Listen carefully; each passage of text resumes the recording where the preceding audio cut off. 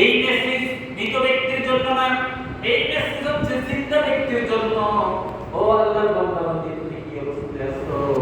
যে কোনো মুহূর্তে আল্লাহ তোমাকে ডাক দিতে পারে, যে কোনো মুহূর্তে ডাক আসতে পারে। এজন্য কোরআন বলছেন মৃত্যু আসার আগেই তুমি মৃত্যুর প্রস্তুতি গ্রহণ করো। আমরা অনেক সময় বলি না, এই লোকটা মূল্য শুধু হইল এত মার্কা এত তেরা মূল্য কিন্তু সোজা। আচ্ছা ভাই, মরার পরে সোজার টাকার দাম থাকে, মরার পরে লোক যদি বাঁকা থাকে গুণ হবে, সোজা হইলে নাই হবে না। ইন্তেকাল করেছেন, আপনার কাছে কিছু নাই, আল্লাহ সম্পদ আমার কাছে চলে গিয়েছে, তাহলে সোজা হতে হবে মৃত্যুর পরে না আগে, মৃত্যুর আগে পরে না আগে। ইদা জাআলাহুম লা ইস্তাখিরুনা সাআতান ওয়া লা ইস্তাকদিমুন। আল্লাহ বলেছেন এক সেকেন্ড আগে ও এক সেকেন্ড পরে ওরা নির্দিষ্ট সময় আজরাইল তোমার কাছে হাজির। সারটাও কি দিবে না। প্রধানমন্ত্রী বলেন, প্রেসিডেন্ট বলেন, সেনাপ্রধান বলেন, রাষ্ট্রপতি বলেন, ডিসি বলেন, এসপি বলেন, কারোর জন্য এই ছাড় নেই। আসবে নাকি? আসবে, আসবে কি না?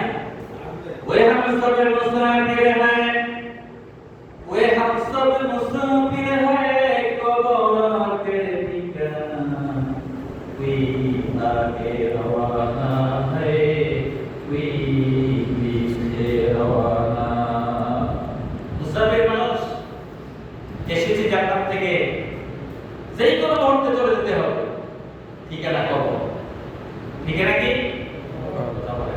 ঠিকানা কি? এই সমাজে এরকম মানুষ আছে, দাদার কবর কোথায়, হিজের কবর কোথায় এটাও জানে না, বাবার কবর কোথায় এটাও জানে না, মার কবর কোথায় এটাও জানে না। এটা হতো বাবা, এ তোর বাবা এটা কবর। এই সন্তান তাকে ছেড়ে দাও, যার সন্তান নাই তাকে খাওয়াইতে আল্লাহ, তারা চালাইতে আল্লাহ সুবহানাহু ওয়া তাআলা। এবং সন্তান এখনো কবর কোথায় চেনে না, জানেন।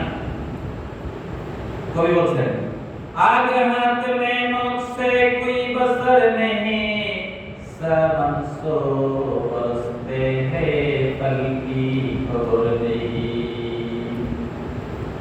পালকির কথা বলেছেন এখানে, এখানে পালকি দ্বারা বুঝেছেন খাট, পালকি দ্বারা কি বুঝেছেন? খাট। প্রিয় বাবারা, মসজিদে অনেক সময় মানুষ ঢুকে নামাজের জন্য, নাকি জিকিরের জন্য, তালাওয়াতের জন্য। ঢুকার সময় কি বলে? আল্লাহু ফাফতাহলি আবওয়াবা রাহমাতিক, আল্লাহ আমার জন্য রহমতের সব দুয়ার খুলে দেন, নাকি আমার জন্য রহমতের সব দুয়ার খুলে দেন। বের হওয়ার সময় কি বলে? আল্লাহুম্মা ইন্নী আসআলুকা মিন ফাদলিক, আল্লাহ তোমার দয়া করুণা নিয়ে তোমার পক্ষ থেকে বের হয়ে যাচ্ছে। এটাই তো লক্ষ্যের, এটাই তো নিয়ম, নাকি? এরপরেও মসজিদে যুদ্ধ চুরি হয় কিনা? হয় কিনা? তাহলে এমন মুসল্লি, এমন মানুষ, সেই লোকটা ঢুকার সময় রহমত নিয়ে ঢুকলো, বের হওয়ার সময় রহমত নিয়ে বের হলো, অথচ জুতা নিয়ে কি নিয়ে গেল? প্রিয় বাবা, আপনি কি জানেন, কোন সময় বুঝেছেন, অ্যানালাইসিস করেছেন, থিসিস করেছেন, চিন্তা করেছেন, এক জোড়া জুতার জন্য কিয়ামতের দিন দাঁড়িয়ে থাকতে হবে? অনেক সময় আপনার কাছে সহজ মনে হচ্ছে, কিন্তু এটি বড় জটিল। সকলে বাদ বেরাজের, আমি কোরআনের কারীম থেকে যে আয়াত নিয়েছি, এটা সচরাচর আপনারা জানেন, জানেন না? সূরা তাকাসুর, সূরা আমরা বলি আল-হাক্ক সূরা, কি সূরা? আল-হাক্ক। সর্বশেষ আয়াতটি আমি তেলাওয়াত করেছি, পড়েন। আউযু বিল্লাহি মিনাশ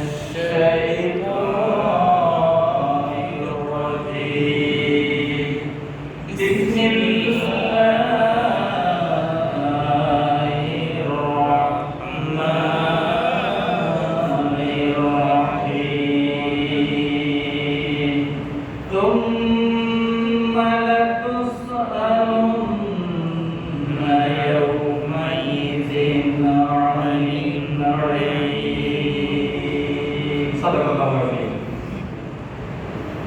আজকে মাহফিল থেকে যাওয়ার পরে প্রত্যেকে আমার এই তাকাসুরের সর্বশেষ আয়াতটা নিয়ে গবেষণা করবেন। বাড়িতে তাফসীর থাকলে বলবেন, তাফসীর না থাকলে অনুবাদ থাকলে বলবেন। আপনার চিন্তার বিবেকের পরিবর্তন করিয়ে দিবেন কে? আল্লাহ। কে করবে? আল্লাহ। আমরা তো চিন্তা করি না, ফিকির করি।